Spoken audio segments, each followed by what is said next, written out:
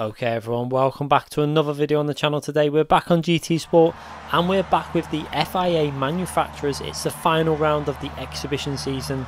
It's driving at Brands Hatch in the Group 3 cars. I managed to get pole position in this race. You can see there starting pole position. Wasn't a particularly amazing lap, 23.1. I did do a 22.6 in practice, but obviously I only got on at the 9 o'clock race. It wasn't overly competitive. 2,000, just under 2,300 points up for grabs for the win. Pretty much everyone in the Porsche all the way through the grid. A few evolutions and an odd other car, but mainly all evolutions and just Porsche 911s all the way through the grid. Obviously the Porsche very strong at this track again. Obviously with the BOP change they did a while ago, increased to 1% power, has made it quite a popular choice at this track. I don't think it was particularly the only choice that you could go. There was the Beetle. I think the Evo in race condition was pretty much equal, especially with the fact that there's no fuel saving needed for this race. The Evo was probably a little bit easier to drive, but I got the hang of the Porsche the day before. Obviously we did that practice race on stream and I got back in about 8:30, managed to get on for about 10 minutes warm up, got quickly used to the track and then straight into qualifying. So managed to do one lap that actually was the only lap I got in really. My first lap I spun, the second lap I got in and did an okay lap on, and the third lap I didn't manage to get a lap in. I spun again trying to push too hard because I had already set an okay lap on my second one. I really went for it on that final lap and didn't quite make it work, but it would have been, it was heading for a 22, but I don't think it would have been a particularly low 22, probably a 22.9 or something like that. But was happy still starting from pole position. You see a BMW starting on the back of the grid there. Someone's obviously decided to try that out. And the Renault also very strong at this track. However, the tyre wear probably wasn't the best idea to pick that car with the extreme tyre wear they're using for this season. So, standing start. We're going to watch this race all on board with the replay camera in the top right hand corner. I will be editing the Le Mans race. It's a bit more action, so wanted to keep all this on board and show you how this progresses. So starting the race, 2 traction control, as I found out, it's a little bit better at starts. Starting on the hard tyres, I was going with a one-stop strategy. It was the most sensible approach for this race. TTR Benson there on the left hand side got a really good start, and I was actually quite surprised how good a start he got. Tried to give myself a nice entry line into that first corner, working our way into the hairpin. You can see TTR Benson. I had a little look up the inside there, but decided not to go for that sensibly. And now managing to get through the first few corners with no contact, no penalties, and now we can just drive and try and get a rhythm going. Obviously, I didn't have any time to really do any sort of practice races, so wasn't 100% there with the rhythm. So the aim really for this race was just try and keep it consistent. I'm starting from pole position. Try and keep it consistent, try and keep the car on the track obviously, make as few mistakes as I can and hopefully come away with a win in this race. As you can see, all the cars in that top right hand corner, a bit of a gap between second and third as I really went for it at the start, but TTR Benson put me under a lot of pressure at the start, which kind of surprised me because his qualifying time was quite a few tenths off of mine. So I was a little bit worried, but he had a massive moment on the exit of that corner. He lost a huge amount of time. You can see in the distance he's dropped back quite a way. However, he managed to hold on to P2. So at this stage I really didn't know whether he was, I had a feeling that he might be on the medium tyres because the start that he got seemed very grippy. It seemed to pull really a little bit better than my car did. And then obviously the way he started to catch me up on that outlap and stay with the rear of my car made me a little bit suspicious. He might have been starting on the softer compound tyre of the medium, whereas I was on the hard compound tyre doing a obviously one-stop strategy. You know, I knew the one-stop was the way to go purely because top 24 race, even with fuel that we needed to put in, it was always a one-stop race in that the 2 stoppers didn't work and they ended up losing position. So this race was 3 laps shorter, slightly higher tyre wear, but it was always going to be a one-stop. You couldn't really make up the time needed to make a 2-stop work. Maybe in some other splits, but I think in top splits I don't see many 2-stoppers pulling off top, you know, winning the race. Obviously trying to do the extra stop, but straight away managing to drive okay. First lap was nice and clean. On the second lap now, just trying to keep it clean. The aim was obviously not to push overly hard. I just wanted to keep the car on the track, try and make as few mistakes as possible. You can see hitting the apex is quite nice, using all the track, but not making any massive risks. It's all about just keeping the car nice and smooth and trying to get a nice solid round. Obviously in the Nations Championship I had only done 2 rounds before this, so I had to just try and keep it smooth. If I can get a win in this, it will give me a solid amount of points. at the end of the championship. Obviously, I haven't really put too much effort into this season on the nations or the manufacturers, so only 3 races done in the nations. This is my 3rd one, so if I can get a good solid result in this, it should bump me up quite a bit, because obviously I've only got 2 scoring rounds at the moment. Going over the line on a 24.1, not a bad lap. It's not particularly amazing, but as a first lap, obviously with the heavy fuel, it's not too bad at all, and just trying to settle down into a rhythm and keep it consistent. You can see TTR Benson actually goes over the line on a 24.0, and this really did make me even more suspicious that he might have been on the medium tyres, because medium tyres could do 2 laps pretty much reasonably well. The 3rd lap they would start dropping off a bit, but they'd probably still be fairly equal to the hard tyre, and then on the 4th lap they just started to go really bad. The grip on the rear wasn't there. I tested it out, it really wasn't worth trying that strategy. It's possible that TTR Benson didn't mean to do that strategy. I know a few people accidentally started the race on the medium tyre. It's a mistake that I've made, you know, in the past on the Group 1 race at the Autodrome Meteor track. I did the exact same thing. Totally just went into a little daydream when we finished the qualifying, started the race and realised I hadn't swapped the tyres. So, you know, it's easily done. So whether he did that, I find it hard that he would have deliberately done a 2-stop strategy, but it is possible. You can see in the distance there now, I'm managing to keep that gap pretty stable now, and actually starting to pull out little parts of, extend the gap in certain parts of the track where that tyre wear is starting to affect his car quite a bit. You know, it's only done 3 laps now, but you can see the consistency's there. Another 24.3, just really trying to make sure I don't make mistakes. I didn't want to push too hard, especially with there was no real pressure on for me. You can see, obviously, TTR Benson, he must have been on the, I pretty much worked out at this stage that he was on the mediums, because you could just see his times dropping off so far back. You know, it was losing a good few attempts each sector. So at this stage I knew 100% that he was on the medium tyres, and you can also see in the background P3 VP Patom also catching TTR Benson up. So this was all, I was obviously watching the map on the top right corner, starting to realise that he must have 100% put them mediums on by mistake. So be interesting to see when he actually decided to go in the pits, or decides to go in the pits, because I would think that you would want to do it on the end of lap 4, because them medium tyres really, I don't know whether they'd last 5 laps. I tested them for 4 laps and they were terrible. So it'll be interesting to see, does he pit on this lap, as we're now extending that lead now even more, and just trying to keep it consistent. Like I say, with the gap that I've got, there's no need to make risks, there's no need to overdrive the car. You know, considering my qualifying lap wasn't a perfect lap and I still got pole, I kind of knew I had the speed just to take it reasonably comfortable, and should still be able to maintain a lead as we go over the start-finish line.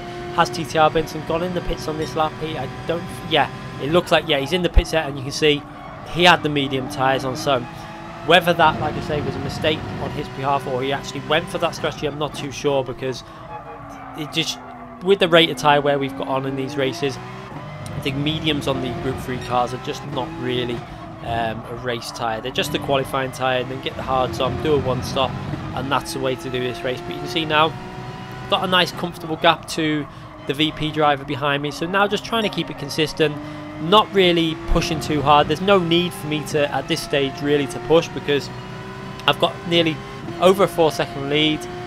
For him to gain that amount of time in the remaining 9 laps, you'd have to be like half a second a lap faster. So as long as I just keep it clean, I know that he's going to really struggle to get really anywhere near me. But you can see I'm actually keeping the gap fairly steady and actually increasing it still without really pushing too hard. So this is what I really like to do, you know, when I'm at the front of the field. Obviously, if there was other drivers in here that were really fast, I would have to push a bit harder and probably try and get into the 23s, and then the tyres would wear off a bit quicker. So I would be pushing a lot harder and concentrating more. But obviously, this race kind of worked out for me, because I came on at 9 o'clock with not much practice, so it worked for me to be able to just jump on. Not too much competition. There is fast drivers in this, obviously, you know, it's still just under 2,300 points for the win, so there is fast drivers in the lobby.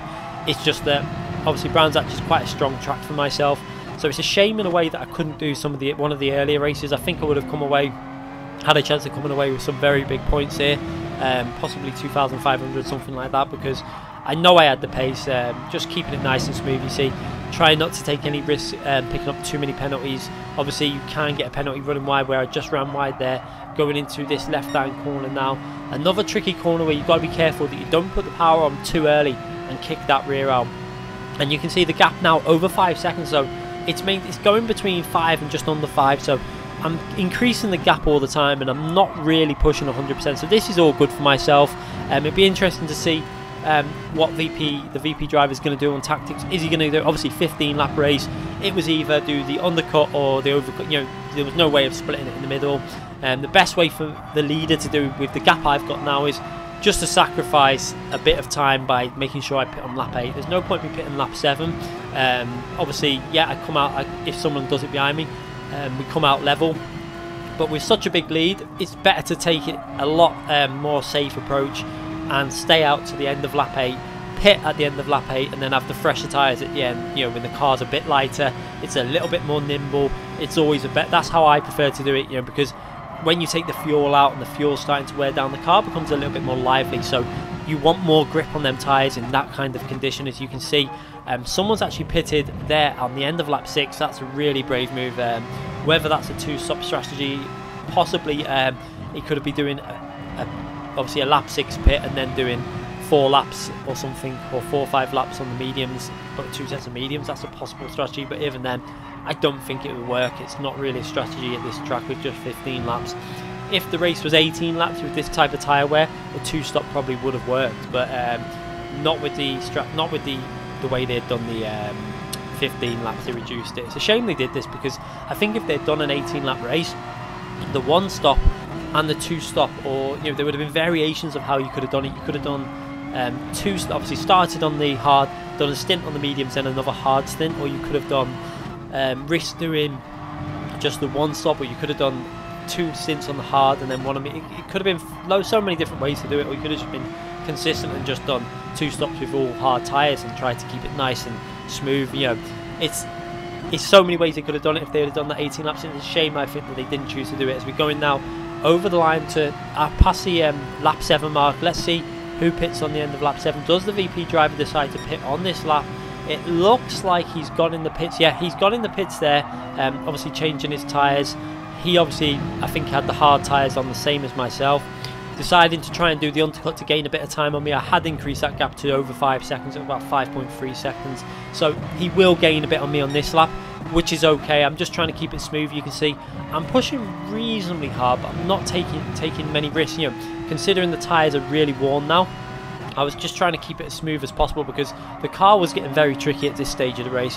Obviously this is good for me though. You know, again, this is a thing with this FIA. This is now, I think, it's about my 4th or 5th pole in a row in the FIA races, and this time obviously I haven't been hit at turn 1, so we've been able to just get out and stay out in the lead, and the difference it makes is huge. Once you can get past that first few corners with no damage, no contact, no penalty, you can then just concentrate on your own race, and this is the type of thing I like to do. Just concentrate, keeping it smooth, and everything's going to plan so far in this race. I've just got to really keep 100% concentration, because Brands Hatch is a track that will bite you. It will really, you know, one little mistake, taking too much speed into one of these corners, making a little error anywhere on this track will really punish you. There is so many corners at this track, including the last corner, that can really bite. As we go in the pits now on the end of lap 8, so we've got the tyres now obviously in better conditions for the next stint, so we only have to do 7 laps. VP driver will have caught up on me. I 100% knew that. Obviously I expected him to gain a few seconds on me. Let's see the gap as we come out the pits. As you can see, TTR Benson obviously now into P2. However, I think he had another stop to possibly make there, unless he was going to try and do a hard tyre stint all the way to the end, which would have been really, really hard to make that many laps work. I would have think that he's doing a 2-stop strategy there. But you can see, got quite a nice comfortable gap to the to TTR Benson there, and VP driver actually is still behind TTR Benson, so it'll be interesting to see what the gap is once obviously the VP driver manages to pass TTR Benson. At the moment now we're around 4 seconds clear, I think it is there. Fairly comfortable again. We've got the freshest tyres, and I've just got 100%, just keep it smooth, make no errors, just try and keep it nice and clean. You can see I'm not pushing too far, especially on that left hand side there, coming through the fast right hand. I'm trying to make sure that I don't get too close to the gravel or the grass anywhere. I'm just trying to make it really safe, and this is the advantage you've got when you're out in the lead and you don't need to push. You know, some drivers tend to make an error. You see that I actually cut that corner by the fraction of amounts. I don't really feel like it deserved the penalty. When I went back and checked the replay, I should have actually included it on this video, but I actually went back and checked the replay, and the actual two left-hand tyres were actually within the track limits. So there was only 2 tyres outside the track limits. It's just that they've really made that corner strict on the Brands Hatch with the FIA settings. They seem to have loosened up the track limits on a couple of corners though. I noticed that, not this corner coming up now, turn 3 it was, the corner after this hairpin, sorry. They seem to have loosened up how much you could extend on the right hand side, which was kind of fair because in real life they do run a little bit wide out of this left hand corner now. So where I run wide here now, you can see there, I think that would have been a penalty a while ago, but now it allows it. So it looks like they've tried to rein in some of these penalties a little bit and make them a little bit less strict. You can see obviously I've got the 1 second penalty, but I've got a nice comfortable lead to P2. So at this stage there wasn't really any panic. Obviously I picked up the penalty, it was a silly penalty, but just trying to keep it smooth now and make sure I get to the end of the race. Obviously the tyres are in good condition now, so I can actually drive a little bit more aggressive, but again, there is no need to really make any stupid mistakes. You know, like I was saying before, some drivers, you notice, you'll see drivers at the front and they make errors quite a lot, and it's the same drivers you see doing. It's because they're pushing too hard. If you're in a lead situation like this, I would always recommend just drive within 90% of yourself, especially if they're not gaining on you. You know, I know in this race now, I'm in the situation where I have better tyres than P2, so even if I'm not pushing, I should still gain a little bit of time each lap by just being consistent and smooth. You can see there the VP driver managing a 23.7, I think it is. I managed to go the line there on a 24.0. Obviously didn't want to push my first lap, just taking it time to get used to the tyre grip again. It's one thing that I tend to do. It can work out bad for you, but obviously it can work out good as well, because there's no point in you making a risk in this race. But driving a little bit better in this lap, you can see just actually pushing a little bit harder here now.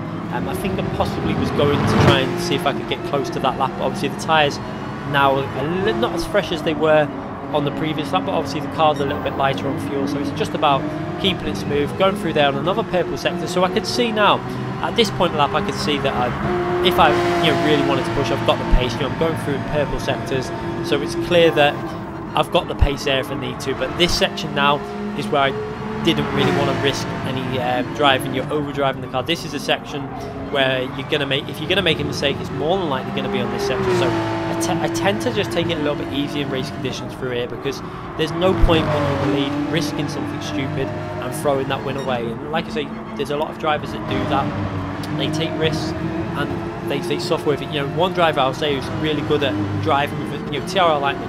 How often you see him in the lead and he never makes a mistake because he drives within himself. He doesn't push himself like he would in time trial. He knows what he's got to do, and he tends to just keep it around that pace. He's a very consistent driver, and that's the best way to be. You're going to get good results doing that. And so far in this race, everything's going pretty much perfect. You can see going over the line at 23.8 without really pushing too hard. So the pace is there. Not a bad lap on hard tyres with the rate of tyre wear that is on in this race. Obviously a very high rate. And again, going through that sector on another purple sector, so it's still there with consistency. It's just obviously the tyres are going to start fading off a little bit faster than what they would with the old settings. Obviously the rate of tyre wear is a lot higher now on this season of the FIA, because they're trying to obviously, they're messing around with stuff. I still think they should lower the tyre rate of wear. I think the fuel, what they've done is good. Let us race with the fuel, not having to worry about fuel wear. But now we kind of want to have a little bit less worry with the tyres. Maybe just let us, bring that tyre wear back down to what it was before. I think it was already high enough on, say, times 9. Now, like times 12 and times 13, it's a little bit too severe, I think. Especially for certain tracks. I can only imagine how hard Suzuka's going to be. It'll literally be a couple of laps and having to pit every time, because it will kill the tyres there on times 13. So coming to the end of lap 12 now, still in the lead and actually increasing. You can see that gap's gone over 5 seconds. Increase that gap to the VP driver behind me, and obviously his tyres are a lap older, so technically he's done 13 laps more with the way the tyre system works. Them tyres are a lot older, so I've just got to keep it smooth and hope that I don't make a mistake on the last few laps. Obviously that's when you start getting a little bit nervous, because you don't want to make an error on either lap 14 or 15 when you're in a comfortable position like we are now in this race. Again, coming through the left-hander, and again driving pretty much within myself. I'm not over driving the car, I'm not pushing too hard, it's all fairly comfortable. The VP driver is dropping back a little bit more now. You can see it's getting close to 6 seconds, and I can see it increasing a couple of attempts every lap, and that's kind of what I wanted, and that's why I stayed out the pits to the end of lap 8, because it made more sense for me to do that. I knew that even if he gained 2 seconds on me, I'm going to get that back over the next 7 laps with the fresher tyres, and the fact that I think I had a bit more speed at the track anyway. I think if there was someone else in here that was really fast, like say one of the really fast Lightning or someone, I would have had to push harder, and obviously I wouldn't have been able to keep up with Lightning. But you know, after the practice race I had with Lightning here, where I managed to stay quite close to him in the previous FIA season, I know that I'm quite competitive at this track, so driving just 90%, that is the biggest thing I can advise to do. You know, when you know you're in control of a race, don't take risks. There's no point risking stuff. Break that couple of feet early. Try not to get on the power, as just be smooth on the power, and just don't risk spinning them wheels up and losing the rear end. It's always something that I see so many drivers do, even in daily races. It's it's so important to just drive within yourself in race conditions. Obviously, time trial, it doesn't matter. Time trial, you drive as aggressively as you want, and it doesn't matter if you make a mistake, because you can press pause, you can start that lobby again, or that setting in the race qualifying again, and go for another lap. You can see though the VP driver is actually, I think he's actually close to 6 seconds behind. He might actually be over 6 seconds. We've got 2 laps to go, and this is where it's just a little bit more nervous now. You don't want to make a mistake. The tyres are starting to fade a little bit, but to be fair, they were actually feeling quite nice, obviously, because I know I only have to do 7 laps of these tyres. The grip, it was tended to be that on the hard tyres, 6 laps driving fairly aggressively, they were okay. On the 7th lap, they started to feel a little bit loose. The 8th lap is where they started to go a bit. So I knew that the 7th lap, I just had to concentrate on keeping it on the track and not make any errors. I've obviously got to get rid of that penalty at the end of the final lap, which should be fairly comfortable. I've got over 6 seconds to do it. It's just going to be a case of pulling over towards the line and getting rid of it. And I'm not really worried about the overall complete race time. I'll just get rid of it at the end, just smoothly get rid of it, because I want to just get a win in this race and get back to winning ways in the FIA series. Had a bit of an unlucky round in St. Croix with the FIA manufacturers race, obviously driving the Porsche there. Was a little bit chaotic and a little bit messy, but it just shows you the difference. If you don't get someone hitting you at the start, everything just seems to fall into place. That's what, hopefully it's going to start being more the case when people get more used to the heavy damage. Whether it will stay like that, who knows. Sometimes it's just luck whether you get a clean race. But tyres looking okay, considering we're on the final lap now. You can see the tyres actually look reasonably fresh. It looks like obviously lower fuel has helped the tyres stay in better condition. They don't seem too bad really at all, and they're actually driving reasonably well considering this is the 7th lap. We're getting that gap close to 7 seconds now, 2P2. So just increasing the gap constantly, just a couple of attempts a lap, keeping it smooth, not taking. You see how I'm just staying well away from the curbs and just trying to make sure I don't make any silly risks. You can see going through his right hand, and just look how much space I'm giving to the left hand side. I don't want to make a risk in this final lap. I want to keep it nice and smooth all the way to the finishing line, and now starting to feel a little bit more relaxed as we come to the final corner, down into 3rd gear. Make sure I don't run it too far wide. You can see giving plenty of space on that left hand side, and then just get rid of the penalty nice and early. Obviously not worried about the overall lap time, and then just cruise to the finish. I wasn't really bothered, I just cruised to the finish there. 100% happy with that race. A nice comfortable race, and that's kind of what I wanted. It's not the most entertaining races sometimes to watch when you're obviously out in the front in the lead, but it's kind of nice to be in that position when you're actually driving though. So a comfortable win, and that actually puts me in a reasonable position. I think I came P5 overall in Europe. Obviously a lot of drivers didn't take part. I only did 3 rounds, so let's see if a few more of these drivers, the bigger names, come back for season 2 and put a bit more effort in for it. I hope they do, because I like racing the best drivers on the game, and it's more entertaining when there's a lot of competition on the game, because the official FIA season, you could come on at 9 o'clock and it would still be full of really good drivers, but it was a little bit lower this split, but still very good drivers in this lobby as well. but still only 2,300 points for that win. Just under 2,300 points, sorry, it's 2,200 and something. We'll have a little look as we come to the end of this race, as the final drivers obviously finishing their race off. There was quite a big gap to the end drivers. You can see, I think they were about 50, maybe a minute behind some of them. So obviously some people having some issues in the race, obviously picking wrong strategies and stuff, but we managed to get it all completely right. I drove pretty well, pretty much a perfect race, like I said on the title. Take the win, and can't really do anything more than that. That's what I wanted from this race. I knew I wouldn't be getting maximum points, so 2,283 points, not a bad haul of points. Definitely think I could have got more points in a different race if I would have done either the 6, 7 or 8 p.m. race, but still very happy with that. And we'll move on to season 2, and we're having to stay with the Porsche obviously because they didn't let us know when we picked the car, but you are stuck with the manufacturer for season 2 of the exhibition season also. So obviously that'll be in the manufacturer, sorry, that's the nations race, but it is the case for the manufacturers series anyway. You are stuck with the car that you pick for the the start of the exhibition season. Anyway, hope you enjoyed that video. We're going to be back with the FIA manufacturers round 6 at Le Mans, driving the Porsche Cayman Group 4 car tomorrow. I'm going to have that video edited, going to move the cameras around. There was a lot more action in that, some nice battling with 2 other drivers, so that'll be good to watch, and I hope you enjoy that one. Anyway, thanks again for watching. I'm going to probably be streaming today also at some point, hopefully after this video's gone up, or might have to actually do this video and after the stream. I'll have to see if I've got time. Anyway, thanks again for watching. I'll be back very soon.